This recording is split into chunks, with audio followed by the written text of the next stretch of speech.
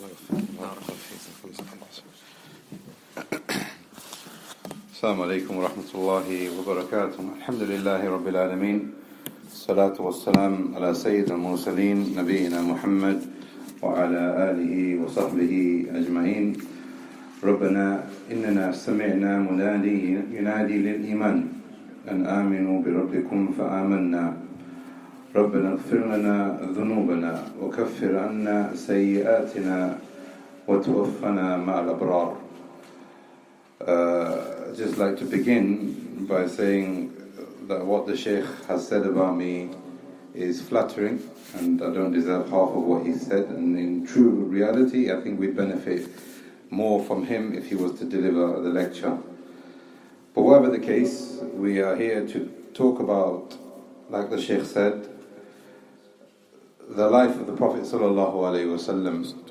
And every single one of us are gathered here because we believe in La ilaha illallah Muhammadur Rasulullah. So now studying the life of the Prophet ﷺ becomes one of the most honourable acts of worship that a person can ever do. Why?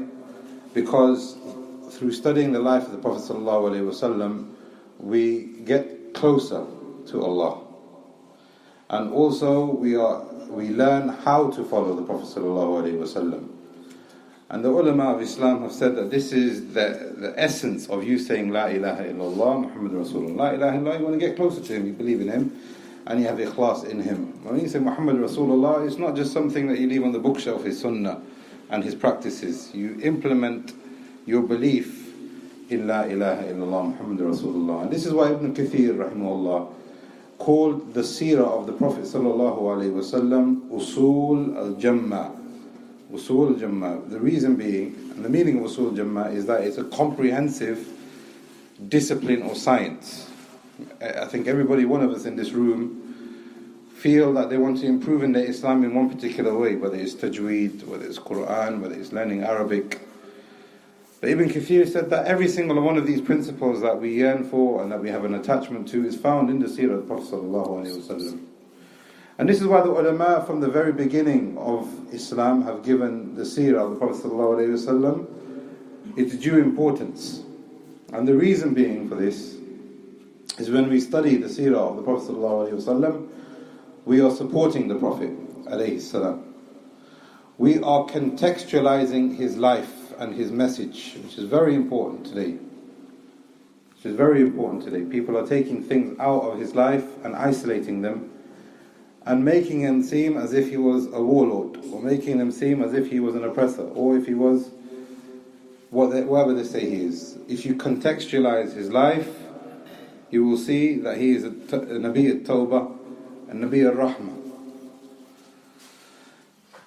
And with this we realize that when we study the Sirah of the Prophet ﷺ, we are able to defend him against the allegations that these people throw against him.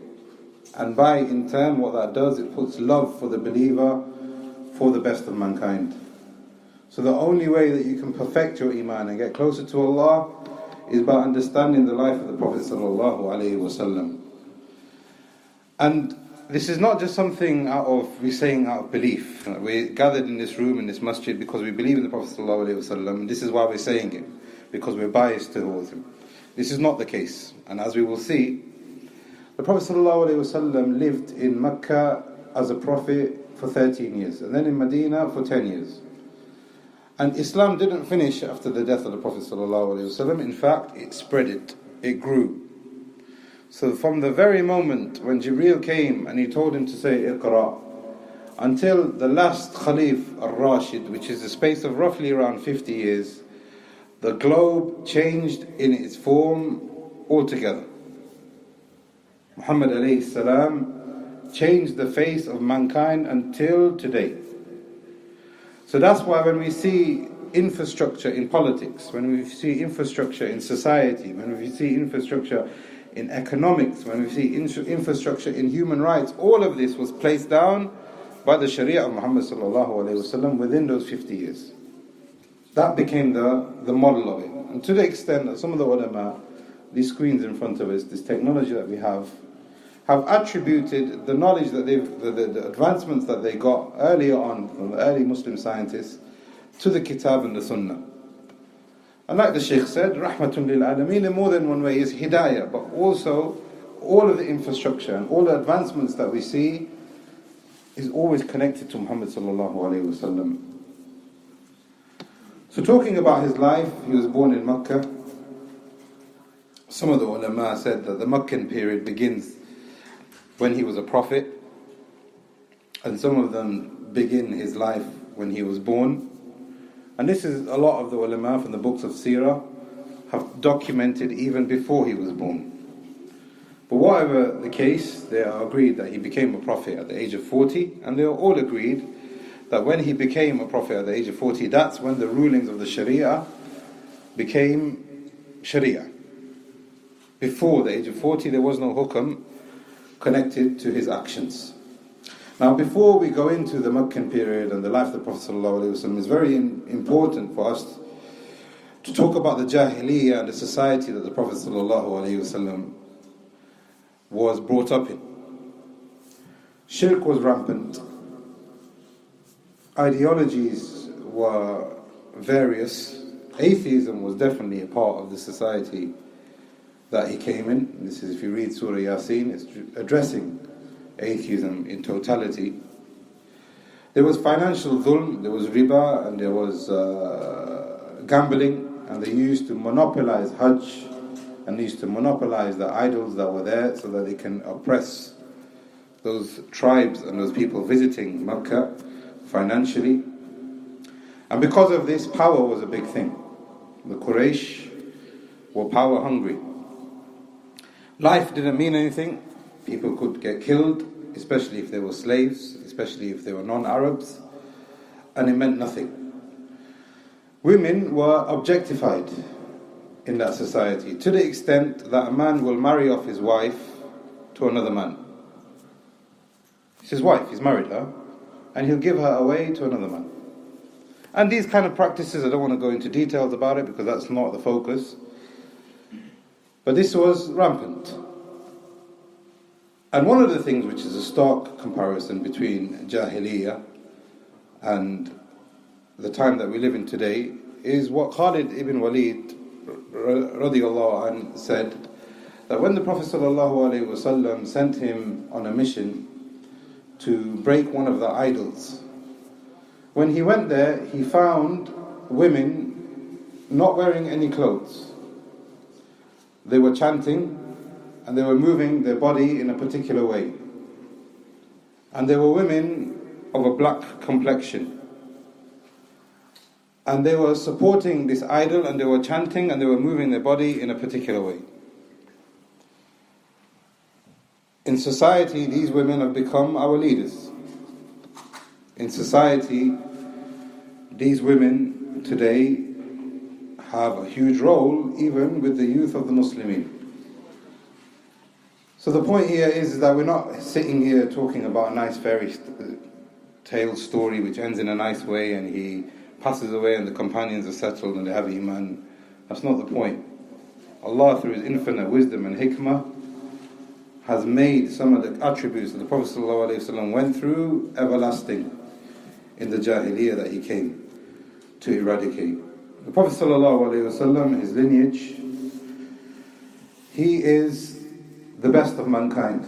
He is the leader of mankind. He is the leader of all the Anbiya and all the Rusul. And this is why Allah chose for him the best of lineage. He is Muhammad ibn Abdullah ibn Abdul Muttalib sallallahu alayhi wasallam. He comes from a Hashimi tribe which was part of the Quraysh. And their lineage goes back to Ismail, who was the son of Ibrahim, so the father is Ibrahim. So the great-grandfather of the Prophet ﷺ was Ismail and Ibrahim. And this connects back to Adam alayhi salam. Whenever the Sirah is mentioned of the Prophet ﷺ, a description is also given of the Prophet ﷺ. So very briefly, the Prophet ﷺ was of average height. He wasn't tall, he wasn't short. He was fair, but he wasn't white. He had long hair, but it wasn't thick. He was broad, but he had an athletic posture. He was broad, but he was athletic. He wasn't hairy, And as Anas radiallahu anhu said, that his face was more beautiful than the moon when it's full.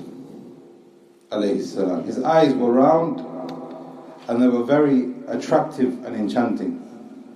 It was as if kuhl was lined around his eyes, alayhi salam, and his eyebrows used to arch over his eyes.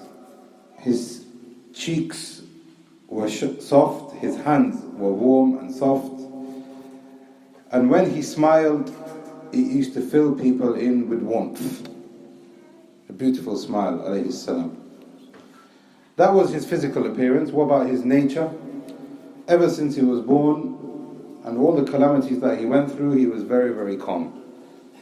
Always very calm.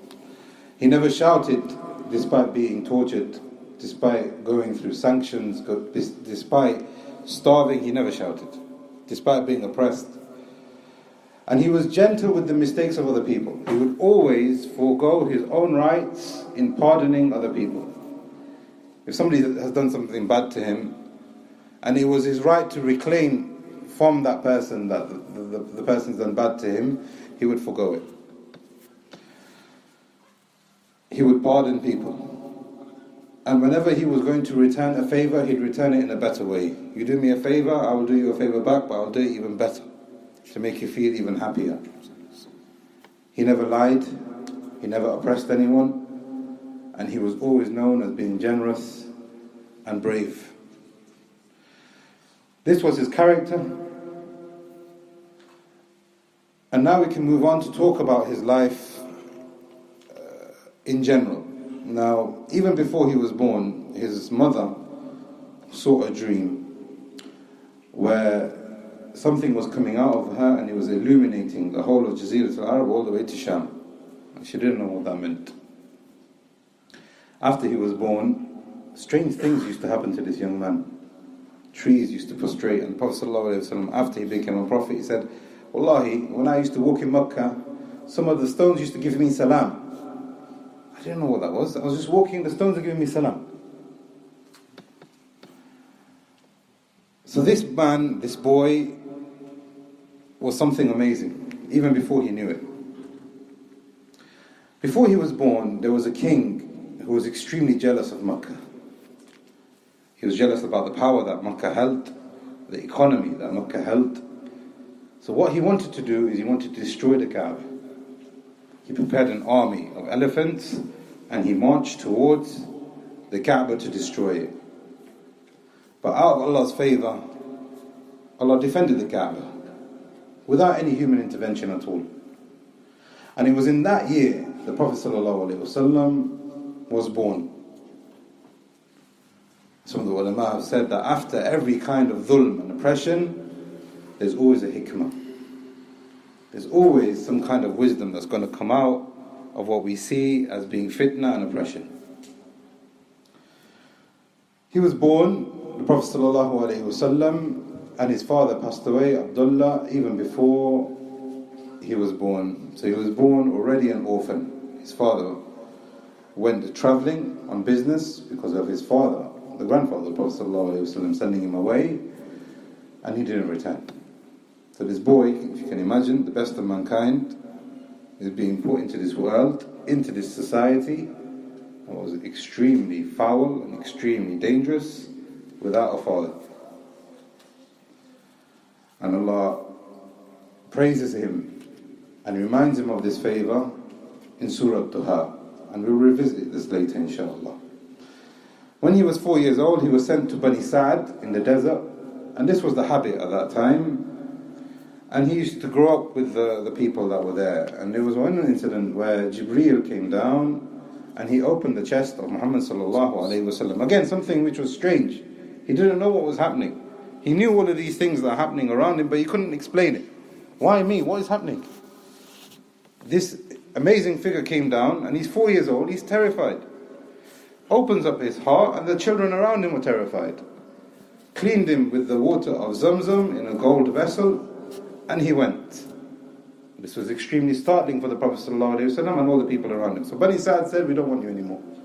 We fear for you. Something is happening to you and you are being targeted. and we can't look after this anymore. We don't want this kind of attraction in our little camp. So he returned to his mother, and when he was 6 years old, his mother went on a trip to Medina to visit her family. Her uncles were there, she was from Medina, and she didn't return. 6 years old, these things are happening to him in his life that he can't explain. He's never known a father. He lives in this society of shirk and oppression and dhulm and killing, and now his mother has passed away. Sallallahu Alaihi Wasallam. Then he was given in custody to Ayman, who he had a lot of respect for even after he moved to Medina, and she became Muslim and she joined him in Medina. And this shows the level of connection that he had. And this shows the level of sincerity that she saw in him, sallallahu alayhi wasallam. Even before, when he was a young man, she knew that he's not a liar. And then he was given to his grandfather Abdul Muttalib, because he had a lot of love for him. But Abdul Muttalib was extremely old, and he passed away as well. But before he passed away, he left a will, and he said, Muhammad alayhi salam is going to be given in custody to Abu Talib. This is how much care and attention that he showed to Muhammad sallallahu alayhi wasallam. Not that he gets passed around again. Beyond this, he grew up, he had a relatively normal life, but he became known as al-Ameen. And this was a miracle in itself because of the amount of oppression and tyranny that was going on in that society. He had no real tarbiyah, but he still was somebody who was upon Tawhid. He never practiced shirk. He had the best of manners. He was extremely truthful. He was extremely efficient when he used to do his work, and he was very, very wise. So that's why he was appointed as a shepherd, because of his patience. And then later on he had a job with a woman who was a very, very well-known businesswoman at that time. And she used to send him to Sham with lots of money and to bring back lots of goods. And on every single business trip and every single transaction, she used to be amazed by his character. Sallallahu Alaihi Wasallam. And with him, Muhammad alayhi salam, was a young boy called Maysara. And Maysara used to report back to Khadijah and even add to the amount of truthfulness and the amazement that he used to see in the Prophet Sallallahu Alaihi Wasallam. When we talk about the Prophet ﷺ, it is not possible, there is no seerah unless we talk about Khadijah bint Khuwaylid radiyallahu anha. She was this businesswoman. Before Islam, she was known as at-Tahirah, somebody who was pure and clean. Women used to get abused. Women used to do whatever they wanted. Women used to dress, there was no code, they used to come out however they wanted. She was at-Tahirah. The ulama of Islam also have said that she was extremely wise, she was extremely mannered.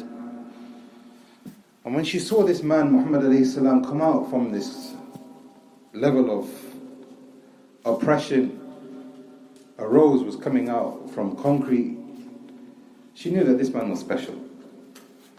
So she wanted to marry him. And they got married, and they had a fruitful relationship. Prophet ﷺ loved her a lot, to the extent that he didn't remarry. He only remained married to Khadijah for the period of Makkan. And this clearly refutes the idea that the Prophet ﷺ was a person based by his desires. Clearly not. Had he been, he could have had all the way. He was from Quraysh, the leaders of the tribe. He could have had anyone he wanted. He only remained faithful to Khadijah. Even after she passed away, he didn't remarry straight away. He had 6 children with her, 4 girls and 2 boys. And even when he moved to Medina, he remembered her a lot. He used to remember her relatives and he used to send them gifts. To the extent that Aisha radiallahu anha said that I've never met anybody, I've never been jealous of somebody that I've never met. This is Khadijah, the amount of love that he had for her. Now we all kind of know this already, we've all seen the seerah of the Prophet ﷺ, but what does this teach us? This teaches us something which is very, very important, my brothers and sisters. The Quran that you have on your bookshelf, the Sunnah that you have on the bookshelf, this whole life that we're trying to study and come to grips with, comes from a household with a strong and a sincere woman. Comes from a household, from a strong and a sincere and a supportive and a wise and a pure woman. Imagine if you didn't have this, and we will see some of the things that she did for him to facilitate his message. She was the best of women, the Prophet ﷺ said. And even Jibreel used to come down and used to give salam to Khadijah for me. Radiallahu anha. The Prophet ﷺ, even before he was a prophet, he used to love to go to the Kaaba. He used to signify Tawhid, and he used to go there to pray there. There was once a flood when he was 35 years old, which destroyed the Kaaba. Now the Quraysh were very, very worried. The Kaaba has literally been destroyed. What do we do? What do we do? Well, the Kaaba has been destroyed. They were panicking. Some of them said, leave it alone. If you touch it, the same thing that happened to Abraha will happen to you. Don't go near it. Allah will make it up again if He wants to. Others said, no, we are the custodians of this Kaaba, so we must respect it and rebuild it. Abraha tried to destroy it. We're trying to respect it. So they built it. It took Allah, they built it. But there became an issue. The black stone that came from Jannah, and Ibrahim placed it with his son Ismail. They didn't know where to place it anymore. Where do we place it? The Kaaba has been destroyed. We had a precedence before, but now we don't know because we built it again. To the extent that because the Quraysh was so power hungry and mad, the tribes were ready to fight and kill one another inside the Haram of Allah. They knew even at that time that you cannot fight inside the Haram. They were about to get into a physical confrontation about this. One of them said, wait, this is preposterous, you can't do this. Let's all agree that the next person that comes through that door, he is the one that will decide. This is Allah's house, whoever He brings in, He can decide. They agreed. Khalas, let's do this. Who was it? It was al-Ameen, sallallahu alayhi wasallam. So they rejoiced, they said, this man is Ameen, he is the best man. I don't know why we think about it before. He is al-Ameen. From the hikmah of it, the Prophet sallallahu alayhi wasallam, he got a sheet, put the black stone in the middle of it, and he made them all put it in the place together. And this sheet clearly shows you that the Prophet ﷺ, he's not a Nabi of bloodshed. He's a Nabi of wisdom. He's a Nabi of harmony. Even before he was a prophet, he had these qualities. 5 years later, when he was 40 years old, it was normal habit for him to go up to Hira and worship Allah alone, get away from the idols, get away from the oppression, and face Bayt al-Maqdis with the Kaaba in front of him. Face the Qibla was Bayt al-Maqdis. He used to face Bayt al-Maqdis with the Kaaba in front of him. And he used to go away and he used to be secluded. And one night he heard something when he was there. He was startled. Nobody's up here. Nobody knows I'm here. And the voice said to him, read. He said, I don't know how to read. Who are you? I don't know how to read. 3 times, read. Ma ana biqari. I don't know who you are, but I cannot read. 3rd time, read. I don't know how to read. Until this thing grabbed him by its cuff, some of the ulama said. Some of the ulama said it hugged him. It grabbed him by its cuff to the extent that he felt that he couldn't breathe. Extremely suffocated, distressed. He said, read. And the first ayat of Surah Iqra bismi rabbika alladhi khalaq al-insana min alaq. Iqra wa rabbuka al-akram alladhi allama bil-qalam. Allama al-insana ma lam ya'lam. Now he became a prophet. Now he realized that this is a message from his Lord. The best man ever created, in the best city that Allah has chosen. The best man with the best nature and the best lineage ever. The best of angels came with the best of books to teach him the best of shari'ahs in the best month of Ramadan, on the night of Qadr, which is the best night of the whole calendar. This is what Allah has chosen for our Prophet, and this is enough honor for us all. Follow this Nabi, you are following the best of the best of the best. So now he is scared, so he ran off to the house of Khadijah, and we talked about her just a little while ago. What did she do? Did she say, you're crazy?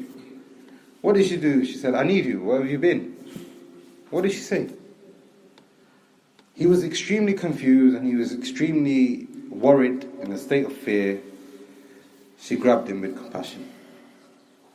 She said, you support the needy, you walk with the orphans, you are upholding the ties of kinship. Allah will never degrade you. This is something good that's happening to you. She used wisdom, she used compassion, she reassured him. And because of this, of her treatment towards her husband, she became the first person to say La ilaha illallah Muhammad Rasulullah. And the Prophet ﷺ in another hadith said that Khadijah radiallahu anha will have a baytun fil Jannah min al-qasab. She'll have a house in Jannah with the best of materials. La nasab fihi wala khasab.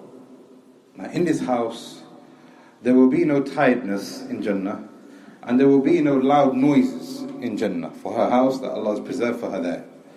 And others from the ulama, Ibn Hajar and others, have said the reason being is because she made her house as an emotional hub for the Prophet ﷺ. She used to work tirelessly to be a good wife, to be supportive. And she never used to disrespect him, and she never used to raise her voice to him. She never used to challenge him. So what will happen to her? A guaranteed house in Jannah without any tiredness, like she had the tiredness in the dunya, and without any loud voices, any confrontation, just like she had built this house for the Prophet ﷺ in the dunya. It clearly shows you that women have a central role in Islam. Imagine if she didn't react in that way. Allah knows best what would have happened.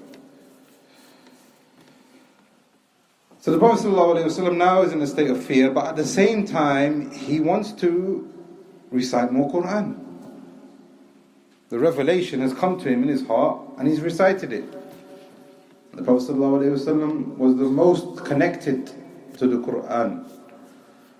So he used to go back to Hira, even though he was scared, even though he knew that this thing almost suffocated him, even though this thing confused him and created a level of fear, he still went back. He went back for the first night, he didn't see anything. He went back for the second night, he didn't see anything. He went back for the third night, he didn't see anything. Disappointed. He stayed in the mountain, climbed up for 2-3 hours, came back down, stayed there for lengthy periods by himself in the dark, and then he came home. And the third night, on his way home, he saw this amazing and enormous figure in the sky. It was Jibreel alayhi salam, in his true form. 600 wings filled the sky. It was dark, and he was illuminating, the best of angels. 600 wings filled the horizon. And he was on his own arsh coming down. This terrified him. This absolutely terrified him. This is something that human nature and the human eyesight cannot really be prepared to see. He ran home. And he told her again, something's happening, cover me up. He was shaking, he was sweating. Prophet ﷺ received revelation for the second time. Ya ayyuhal muddathir, qum fa'andir, wa rabbaka fakabbir, wa thiyabaka fatahhir, wa rujza fahjur. Stand up and warn them. Purify yourself from shirk. Tell them that Allah is one. And go back to Allah in worshipping Him. What's the relationship between Surah Iqra and Surah Mudaththir? Why did Allah choose the first incident to have Iqra and the second one to Mudaththir? Is it just coincidence, or is there a hikmah behind it? Shaykh al-Islam Ibn Taymiyyah rahimahullah said the first commandments that the Prophet ﷺ received was of Tawhid. Iqra bismi Rabbi, in your Lord. Gain knowledge of your Lord. Take this revelation seriously. Then Mudaththir came with the same thing. وَرَبَّكَ فَكَبِّرْ وَثِيَابَكَ. Give emphasis to Tawheed, but now also instill in yourself manners. وَلِرَبِّكَ فَاصْبِرْ. This is going to be really important for you now. Be patient. Have wisdom. Ibn Taymiyyah rahimahullah said that this is the message and this is the da'wah of the Prophet ﷺ in its principle. Tawhid, ilm, wisdom, sabr, ibadah. From the very beginning, this is what the Prophet ﷺ was told. So anybody who wants to go give da'wah needs to have these. These are the shurut and the conditions given of da'wah within the first revelation. So now he's been commanded. Not long after this, he went up to the Mount of Safa.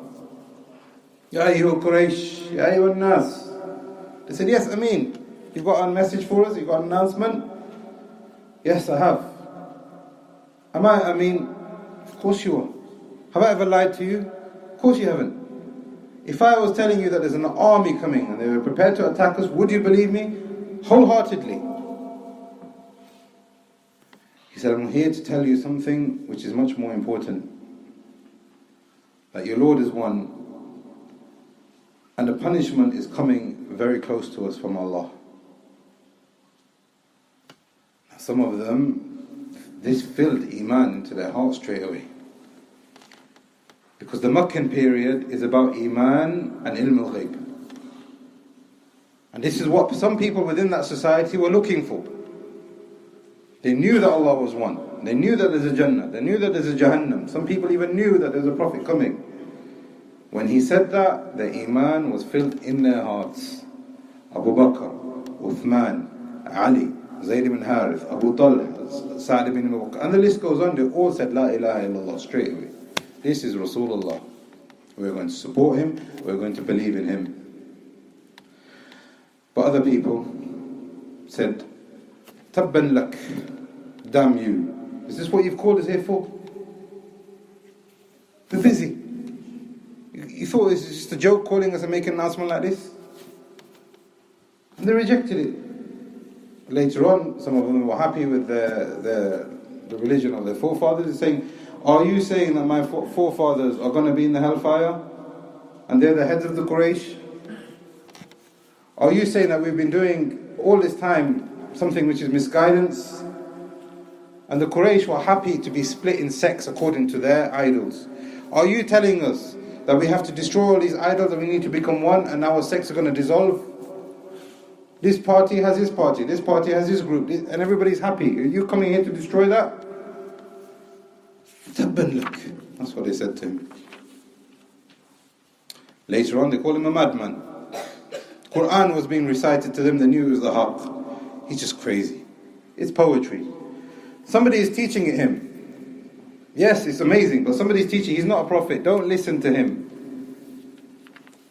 And they mocked him. And they ridiculed him.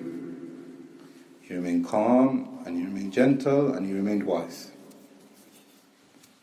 And this is a lesson for us all directly, my brothers and sisters, that the Prophet being mocked is nothing new.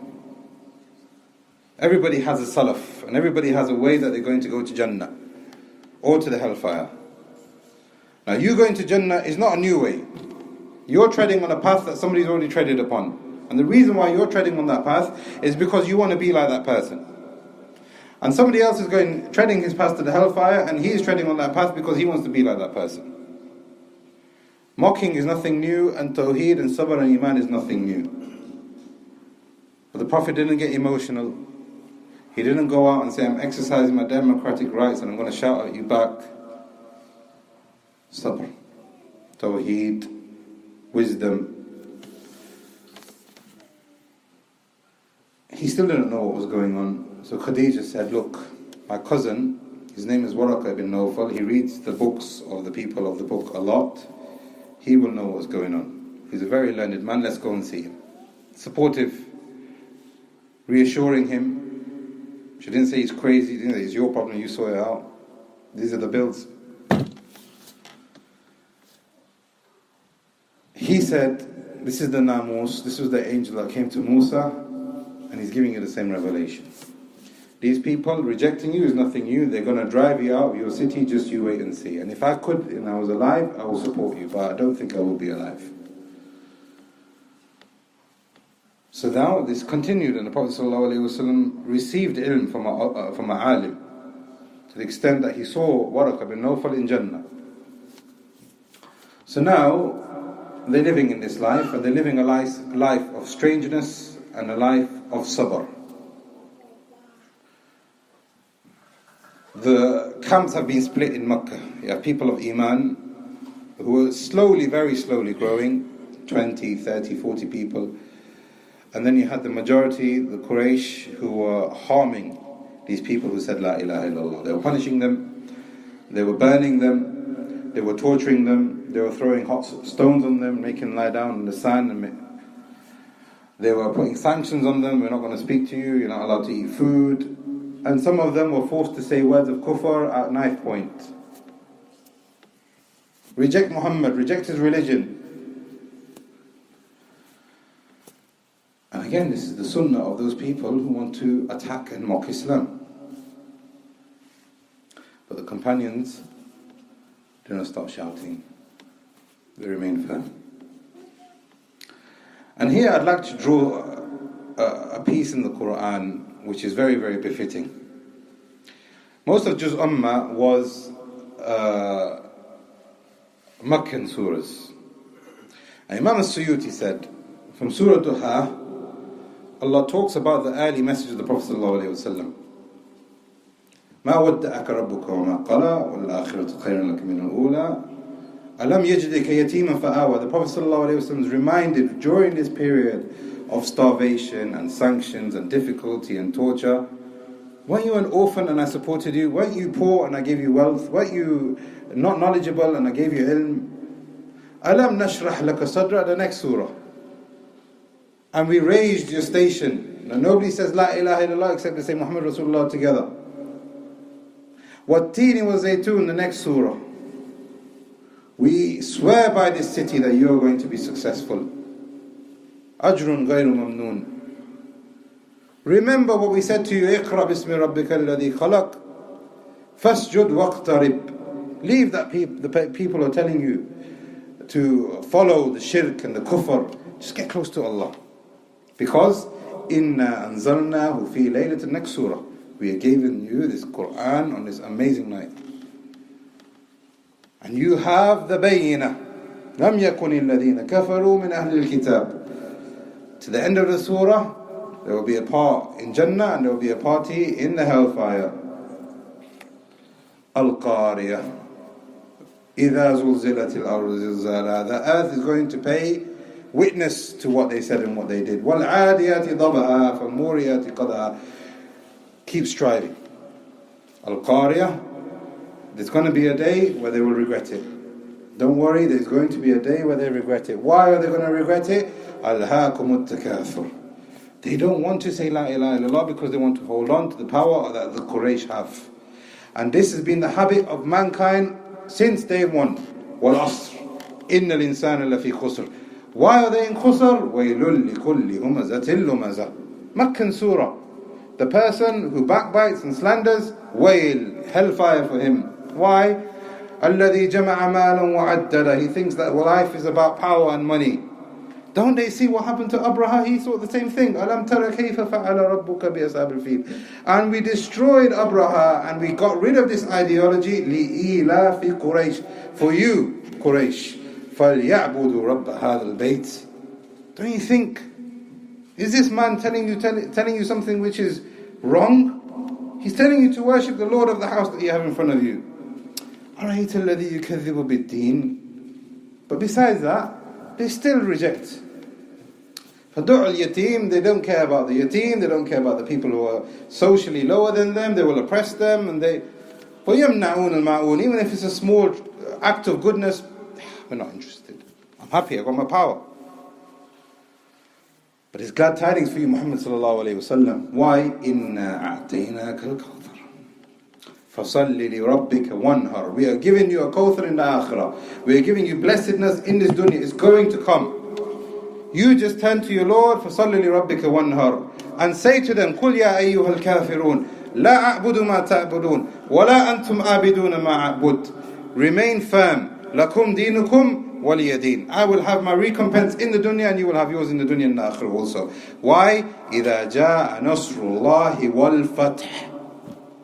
I will win. Makkah will be mine. the Jazirat al-Arab will say La ilaha illallah, and this is a promise to you. And you, heads of Quraysh, Tabbat yada Abi Lahab wa tab. You will follow Abu Lahab and the way that he went to the hellfire. Hammalatul hatab. His wife was supporting him. What happened to her? My message: Qul huwa Allahu ahad. Qul a'udhu bi rabbil falaq. Qul a'udhu bi rabbin nas. Go back to Allah in Tawhid. Learn His names and His attributes and worship Him. Imam al-Suyuti connects from Surah Duha all the way to Nas, the Makkan period. Going back to the story though, the companions were being affected and hurt, and Abu Talib was his custodian, and the ulama now have said that he had an emotional hub and he had a political hub. Abu Talib was his political hub.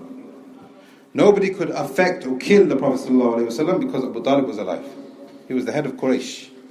If they did something to the Prophet ﷺ, that's an attack on Banu Hashim. It's not an attack on Muhammad. It's going to create war. Abu Talib is alive. And some of the ulama said that this is hikmah why he didn't become Muslim. Had he become Muslim, they would have said he's fair game also. Let's torture him also. So him remaining kafir, he became the umbrella for the Prophet ﷺ to continue giving da'wah.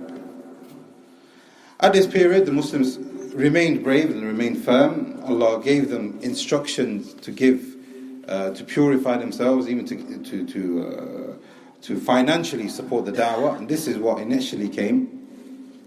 When the Muslims are in a state of weakness, financial da'wah is the most important thing. And then the oppression got really, really bad. So the companions said, Ya Rasulullah, I don't know how long we can take this.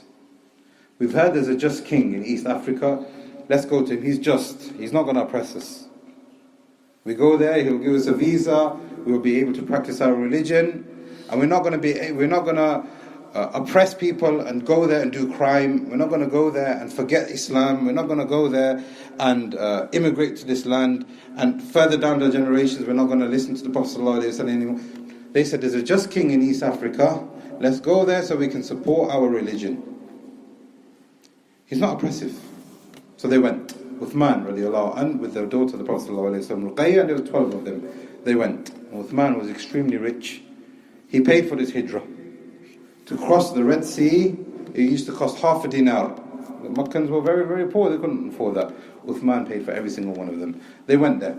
The Quraysh, they found out, and they said, no, this is going to be a coup. He goes there, they're going to get these people, and they're going to get the ear of this king.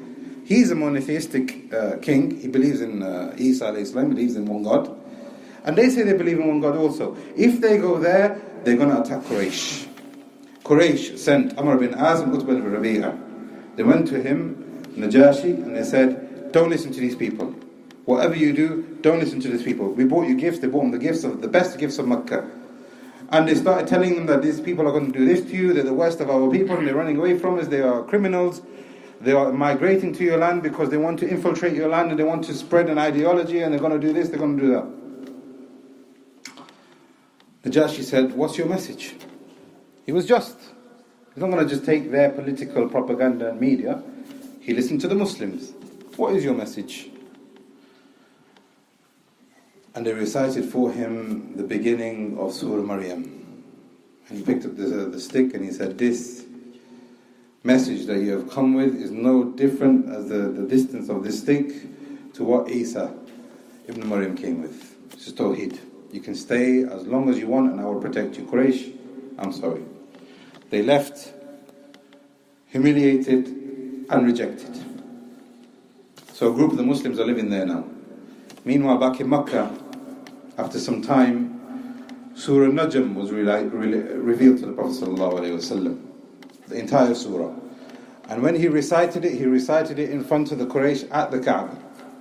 وَالنَّجْمِ إِذَا هَوَى مَا ضَلَّ صَاحِبُكُمْ وَمَا غَوَى. Your companion, he's not misguided and he's not making things up. He's talking from Wahi. And then the surah continues. He goes, you have the religion of Ibrahim, bring the religion of Ibrahim. If you don't have the religion of Ibrahim, look what happened to the people before you. أهلك عاد الأولى وثمود and Nuh and فغشاها ما غشا فبأي آلاء ربك تتمارى. What are these ayat that you repel of Allah and you give it to the idols instead? هَذَا نَذِيرٌ مِّن نُذُرِ الْأُولَى أَزِفَتِ الْآزِفَةِ. The nations were destroyed. لَيْسَ لَهَا مِن دُونِ اللَّهِ كَاشِفَةٌ. Nothing was able to stop them from being destroyed. أَفَمِنْ هَذَا الْحَدِيثِ تَعْجَبُونَ. Do you think this Qur'an has come to you and you are being is causing disunity amongst you? Some of you really know that it's the haqq. فَاسْجُدُوا لِلَّهِ وَعْبُدُوا.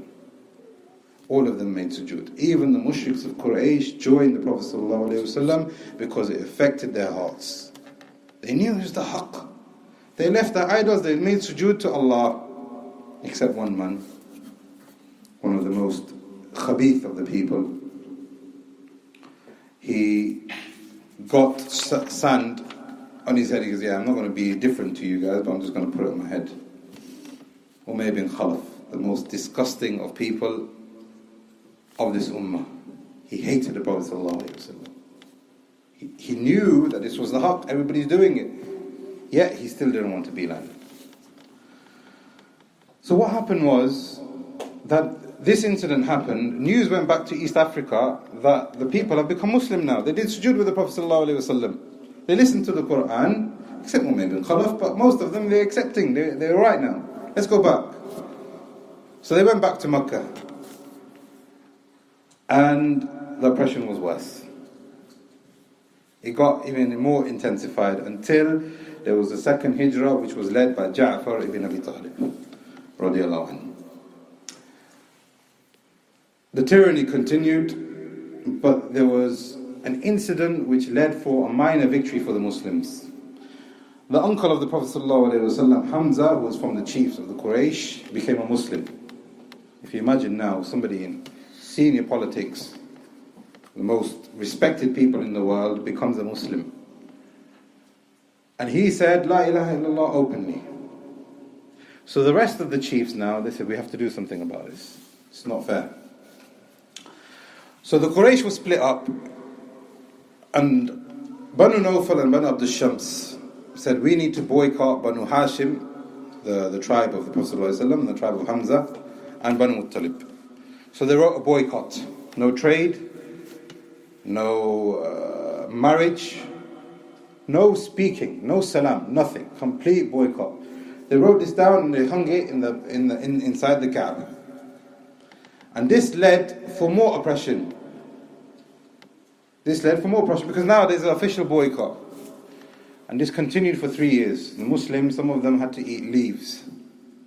The Muslims were being tortured. The first woman of Islam was martyred to the extent where they stuck things into her most sensitive part until she bled to death. Now my brothers and sisters, what we see in Burma, what we see in Syria, what we see in Palestine is bad. Don't get me wrong. I want to make it easy for them and give the oppressors their due justice. But do we think that this fitna that they're facing now in Burma and these places is worse than the fitna that happened to the Prophet ﷺ? It's not possible. Even if what they're afflicting, let's say for argument's sake, even if they're afflicting on what these people here, chemical warfare, radiation, is harmful, more harmful, these people attacked the best of mankind. They knew he was speaking the truth, they knew he was the Rasulullah. Despite this, they oppressed him and the people that were with him, without any limits. But success was there. So now what we need to see as an ummah is how did they resolve the situation? Because there is a resolution. There was a fitna, there was a resolution, then there was victory. Right now we're in fitna. What's the resolution? The Muslims struggled and they continued to struggle, and then there was a personal year of sadness for the Prophet ﷺ. Abu Talib, the political umbrella protection for the Prophet ﷺ, passed away. It was his uncle. He was a Muslim and he tried to make him Muslim, but he didn't want to listen. So even on a humanistic level, he was very sad. 3 days later, his wife passed away. His emotional support. So now he has no protection in society and he has no emotional support. This is why he went to Ta'if. He knew if he goes to Ta'if, he can try and get some kind of political support. There's nobody in Quraysh that's going to give it to him. He went to Ta'if. What did they do? They abused him probably worse than the way that the Quraysh abused him. Threw stones at him until he bled. Zayd ibn Haritha had to cover him, and they were thrown out to the extent that even little children, out of humiliation, were throwing stones at the Prophet ﷺ. Nabi al-Rahmah, if he wanted to seek revenge, just like that he could have. The angels could have crushed Ta'if if they want. Ta'if would not exist today if they wanted to, in support of the Prophet ﷺ. But this is a lesson. Why did Allah give him a choice? He knew he's not going to say yes. Why did Allah give him a choice? To make it clear that the message is not to kill. The message is to use hikmah. The message is in the future, not now. It's not knee-jerk. This person says something about my Rasul, I'm going to say something about him. So they struggled, and they continued to struggle, but after hardship, there's always relief. The Prophet ﷺ remained firm in dua, in tawakkul, in sabr, in wisdom, and in da'wah. Hajj was a time when people used to come to Makkah. And this was a time when he realized that people are coming in from outside. I can give da'wah now. And if somebody accepts my da'wah, I can go and join them. I can leave the oppression, I can take my companions with me, and we can go. A man called Tufail ibn Amr from the tribe of Daws, he came from Yemen, and he heard the Quran being recited. I said, what is this? He said, yes, this madman, don't listen to him. Abu Jahl used to propagate and come out with his media forces in Hajj time because they knew that he had to. If he gets the ear of one person, then this could be detrimental for Quraysh. Don't listen to this guy. Tufail said, no, forget it. I'm not going to listen to you, I'm going to listen to Muhammad. He went to listen to Muhammad ﷺ, and he accepted. But he said, I'm going to go back to my people, but they're not going to understand what I'm saying to them. Teach me what I should say to them and give me a sign. And Prophet ﷺ said, give me your whip. He took the whip of Tufail and he put light at the end of the whip. And that light remained illuminated all the way back to Yemen. To the extent Tufail was later known as Dhun Nur. Going back to his people, the people of Daws said, what is this? What is this? It's like a shining thing. No technology, no nothing. This is from Rasulullah. The whole tribe accepted Islam. The whole tribe accepted Islam. During this period, there was also another minor victory for the Muslims. One of the strongest and bravest men of Quraysh went to his sister's house, and she was reciting Quran, and he got extremely upset. So he went to Muhammad ﷺ, waving his sword, I'm going to kill this man. Nobody stood in his way because he was the strongest man in Quraysh. Rasulullah ﷺ calmly said, let him come in. Close to one with the heavyweight of the world, probably, with a sword. Calm, and he hugged him. Said, you've got nothing to worry about. Umar said, La ilaha illallah Muhammad Rasulullah. Now we have Umar, now we have Hamza, now we have Abu Bakr. We're growing. It's optimism. Just have some sabr. Just wait. I know it's bad. I know it's bad in Burma. I know it's bad in Syria. But if you have the right mindset, it will open. It will. Then one of the biggest miracles that ever happened in the life of the Prophet ﷺ happened in Makkah. After the Quran, there was a night where he was sleeping in the house of his auntie Hani. Jibreel came down with a buraq, bigger than a donkey, smaller than a horse, extremely white. One step is as far as the eye can see. Jibreel said, sit. But before they went, he opened up his heart again and cleaned his heart again. The ulama have said the first one was to preserve the Prophet ﷺ from his early age, before prophethood, so that he remains wise and he remains upon Tawhid and he remains away from sin. This one now was to open his heart and clean his heart again, so that it be filled with hikmah and iman. He's going to meet his Lord. Jibreel washed his heart so it could be filled with hikmah and iman. They went to Bayt al-Maqdis. Why? Because Islam doesn't come to conflict with the previous message. We're not here calling, and our presence in this country is not so that we conflict with the Jews or the Christians or any other kind of religious belief. We are here to see how we can get together in worshipping one Lord. So if you have some kind of things in your book, then we can talk about that. And we can use that to proclaim there is only one Lord. There is only one Lord and there's only one final messenger. And everything else will fall into place.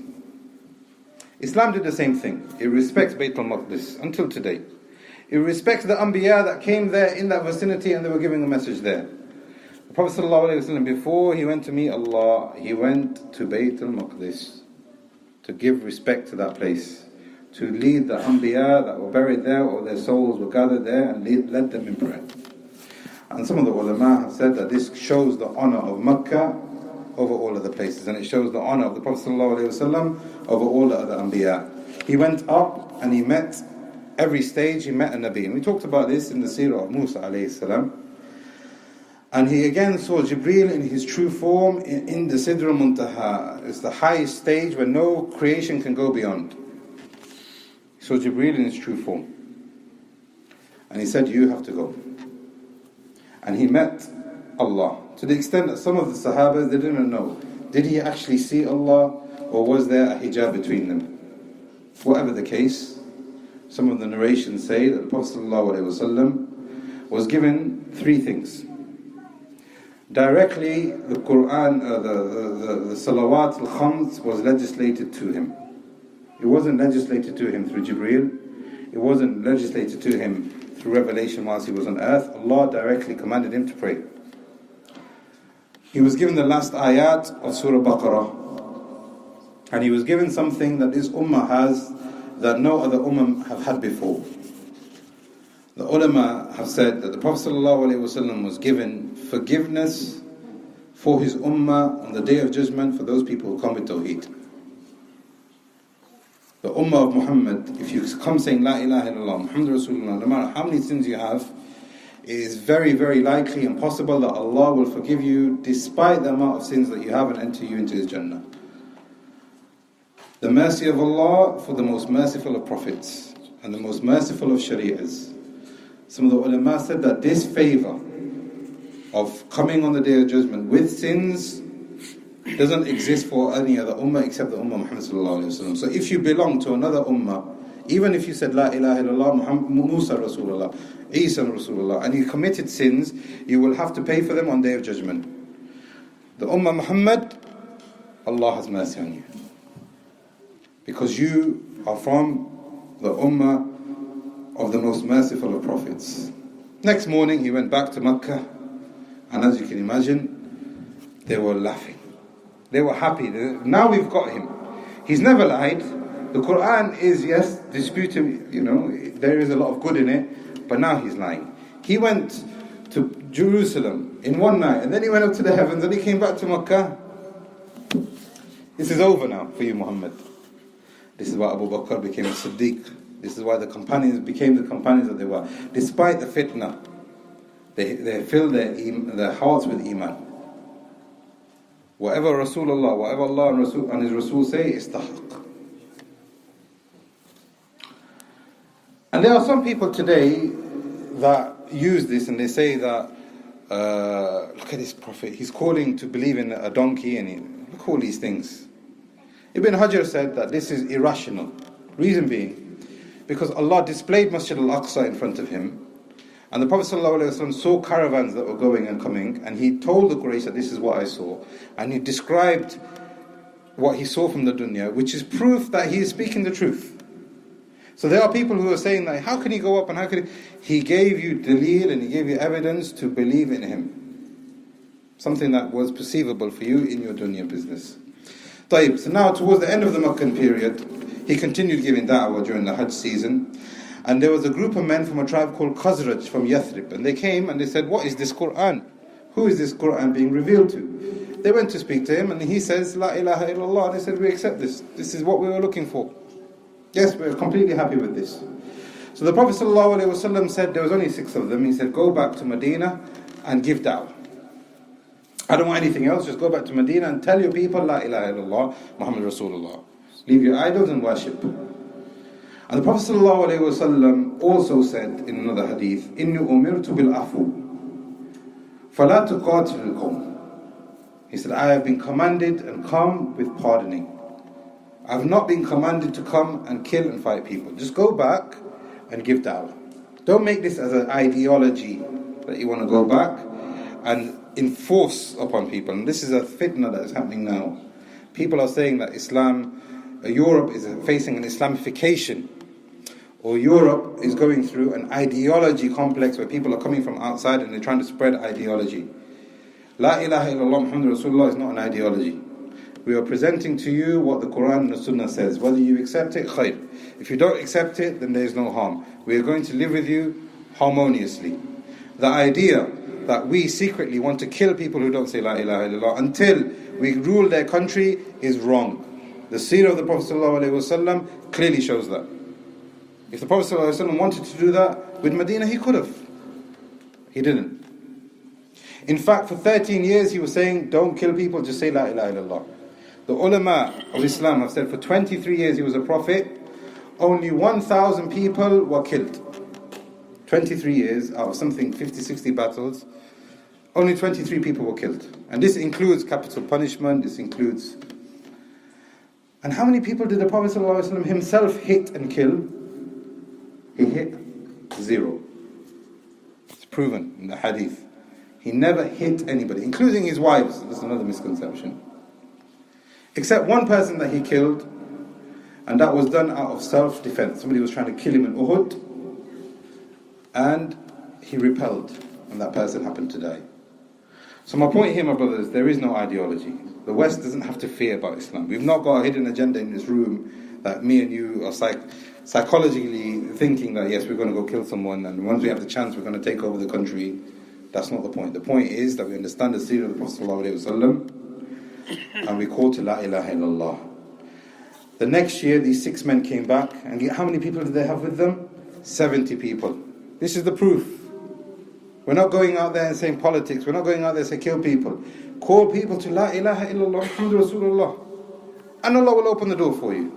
70 people came and they said, we are going to give you the pledge of allegiance. And this happened at a place in Aqaba in the days of Mina, Jamarat. And they said, come and we will give you allegiance. The Aus and the Khazraj from Medina and said, you are our new leader. And we give you allegiance. Allegiance now means that you are our leader and we will support you until death. Nothing's going to replace you as our leader. We have chosen you as our leader. Look what happened. After 13 years of torment and tyranny, and he remained patient. He remained saying La ilaha illallah.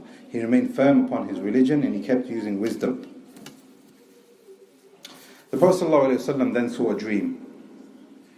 And he was making hijrah to a place where there were palm trees. Either it was Medina, he interpreted it to himself, either it's Medina, and this is going to happen with this pledge, or it's going to be a place called Yamama, which is known as Najd today. And some of the ulama have said that if Najd was the place where the shaitan was going to be resurrected, then it's not conceivable that the Prophet ﷺ was going to make hijrah there in the first place, if that's a place of shaitan. Just a side benefit. So anyway, he went, and it was until the extent that everybody started migrating, and it was only Prophet ﷺ, Abu Bakr and Ali left. They knew that this was happening now. So the Prophet ﷺ's house was surrounded. The Prophet ﷺ left the house with peace and security, reciting the Quran and placing dust over their eyes so they couldn't see. Ali was inside the house. So when they opened, they saw Ali was there. Where's Muhammad gone? Panic stations. He's gone, we need to catch him. If he gets to Medina, then this is over. This is over for our power, it's over for economy, it's over for us. They knew it. They knew he had the haqq. So they went north. Prophet ﷺ went south. And they went round, because Medina is on top north. So he went round using hikmah. They stayed in a place called Thawr, which is a mountain of Thawr, for 3 days. But they knew that Abu Bakr's family is still in Makkah. How are they going to stay wherever they are? How are they going to stay without any provisions? They followed Asma bint Abu Bakr. And she was going and her brother was going and they were giving provisions to the Prophet ﷺ. They followed her and they knew that he was there and they went and looked inside but they couldn't see anything. Abu Bakr was panicking. Abu Bakr was scared. Not because of his life as the ulama have said. is because he feared that the message was going to come to an end. What did Allah say? Allah said in the Quran, "La tahzan, inna Allah ma'ana." Nobody in the Quran has been said except Abu Bakr that Allah is with you. Don't worry. So they went. They couldn't catch them. The Quraysh said, anybody who finds Muhammad and his companion will give him 100 camels. 100 camels, 100 houses. Today's equivalent. I'll give you 100 houses. Find this man for me, dead or alive. Abu Bakr knew that the intensity of the Quraysh is there. So when they were walking in the desert, he's continuously just looking around. He's not even looking at Rasulullah, he's just looking right and left. He saw a horse coming. He was worried. This horse is bad news. Either this person is going to capture us, or he's going to tell someone that's going to capture us. This is the end. Where we're going to run is the desert. So far away to Medina. The Prophet ﷺ was calm, as normal. Reciting Quran, as normal. Tawakkul on Allah, as normal. Wise, as normal. Dua, as normal. The horse came close, and on top of this horse was a man called Suraqa, and he was the head of a tribe. Prophet ﷺ made dua. The legs of the horse paralyzed, it fell down instantaneously. Suraqa knew that this was from the dua of this man. So Prophet ﷺ said, don't tell anyone that we're here, don't tell anyone you saw anything. And he gave Suraqa glad tidings. He said, you're not a Muslim now, but there's going to be a day where you're going to go to the leader of the Muslims, you're going to be a Muslim, and you're going to take the wealth of the Romans and the Persians. You're going to have some of their wealth come to you. Can you imagine that? If you say to somebody in Burma right now, you're going to have your country with mansions and cars, just don't worry. It's not conceivable. You would think that the person is lying. But Suraqa knew that this person, he's made the dua, and he must be Rasulullah. Suraqa said, okay, whatever you say, just make dua for me, that this horse can get up again. He made dua and he went. He didn't tell anyone, he stayed to his word. There's a narration, when Umar radiallahu anh took over Rome and Persia, he called Suraqa. And he said, Ya Suraqa bin Malik, what did the Prophet ﷺ say to you? And he said this and this. He goes, this is your share from the Romans and this is your share from the Persians. I am upholding what the Prophet ﷺ told you back then. They carried on walking, and another incident happened where they came to a tent. And there was a woman there and she had some sheep. And her name was Ma'bad. And she had some sheep, and they said, can we have some of the milk from the sheep? So the Prophet ﷺ, she said, these are our sheep. But there's that one there, see if you can get something from there. We haven't had any milk from that one in a very long time. You can use that one, but we need these ones. Prophet ﷺ went there, and he wiped over it, and he made dua. The milk started to pour. They drank to their fill. Prophet ﷺ, Abu Bakr, the woman was astonished. Her husband came back, Abu Ma'bad. He said, what has happened here? Dead stock has become life again. Must be Rasulullah. And they ended up believing also. Now the Prophet ﷺ entered into Medina, and they were anticipating his coming, and he came on a Monday, which is the 12th of Rabi al-Awwal. He stayed in Quba for 14 days with Banu Amir, and then people were coming out to meet him every single day, and then he moved on to Bani Najjar, a place known as Bani Najjar, and he told the people, leave the camel be, the camel is going to choose. The camel came, and it chose the place for what we see as Masjid al-Haram in Medina today. This was divine instruction from Allah. But just one last thing, the Prophet ﷺ, when he went to Medina, what did he say? Again, did he call for ideology? Did he call for killing people? Right, I've got the power now, I can do whatever I want. I've got the power now, let's go fight Quraysh. The first thing that he did is, again, tell people about La ilaha illallah, but the first thing that he did, he made a thing called Muwaqa. He created brotherhood between the Ansar and the Muhajirun. This is your brother. To the extent that one of the Muhajirun said that I have a wife, Ansar, he said, I have a wife, I will divorce her so that you can marry her, ya Muhajir. This is my wealth, this is your wealth now. We are brothers. He created cooperation upon Tawhid and Iman. And the goal for the Akhirah. Not for immediate knee-jerk political reactions. When he went there, he created treaties with the Muslims and the non-Muslims around him, the Jews and the Mushriks. He used wisdom. And this is the call of the Prophet ﷺ in Makkah. And the Shaykh will continue with the call of the Prophet ﷺ in Medina. Ask Allah to make this beneficial for ourselves and give us strength after we have been given weakness, and give us honor after we have been disrespected. And that He doesn't punish us for only talking about the Prophet ﷺ for 1 hour from the day. هذا والله أعلم وصلى اللهم على نبينا محمد وعلى آله وصحبه أجمعين.